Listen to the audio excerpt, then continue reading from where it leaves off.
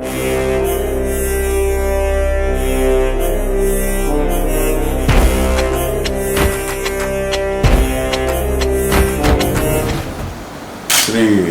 Nemuri Shankar Goud Janasena party తరఫున Secunderabad parliament అభ్యర్థిగా మేము ప్రకటిస్తున్నాం. శంకర్ గౌడ్ నాతోటి గత 20 సంవత్సరాలుగా మా వెన్నంటి ఉండి మేము ఇది చిన్నపాటి ఉద్యమాల దగ్గర నుంచి ఈ రోజున గతంలో 2009 పార్టీ రాజకీయ ప్రస్థానం దగ్గర నుంచి 2014 నుంచి 2019 వరకు చాలా విపరీతమైన కృషి చేశారు. ఆయన తెలంగాణలో ఇన్ఛార్జిగా చేశారు.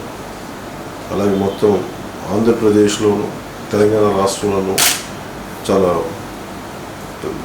జనసేన పార్టీ కోసం బలంగా తిరిగి జనసేనను బలోపేతం చేసి అఖండమైన గ్రాస్ రూట్ అనుభవం సంపాదించారు.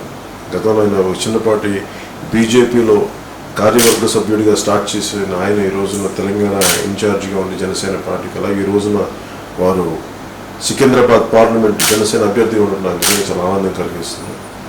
ఎందుకంటే డబ్బులతో ముడిపడిపోయిన ఈ రాజకీయ వ్యవస్థను ప్రక్షాళన చేయడానికి చాలా మామూలు మనుషులు, సామాన్యులు, నిజంగా రాజకీయాల పట్ల అవగాహన ఉన్నవాళ్ళు, ఏదైనా మార్చాలి, సమాజాన్ని మార్చాలనుకున్నవాళ్ళు, వాళ్ళందరూ కలిసి వస్తున్నాం.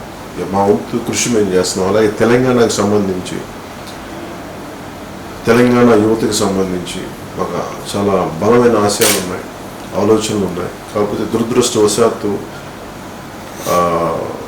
ముందే ఎలక్షన్స్ అయిపోవడం, మేము అప్పటికి రెడీ అవ్వలేకపోవడం వల్ల మేము అసెంబ్లీ స్థానాల్లో పోటీ చేయలేకపోయాం. కానీ అట్లీస్ట్ పార్లమెంట్ వరకు మా వంతు ప్రయత్నం మేము చేస్తాము.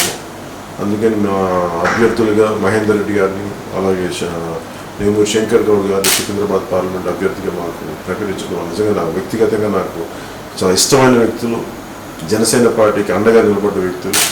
వారి పెద్ద బాధ్యతలు నిర్వర్తిస్తే మొత్తం ఎంతో లక్షల మందిని కలిసి ఇన్ని 4-5 సంవత్సరాలు ముఖ్యంగా వారి పడ్డ శ్రమ కానీ వారి పడ్డ కష్టం కానీ నిజంగా మెచ్చుకోదగ్గదు. అందుకని మనస్ఫూర్తిగా వారి చేసిన కృషికి మెచ్చుకొని వారిద్దరిని ప్రకటించడం జరిగింది.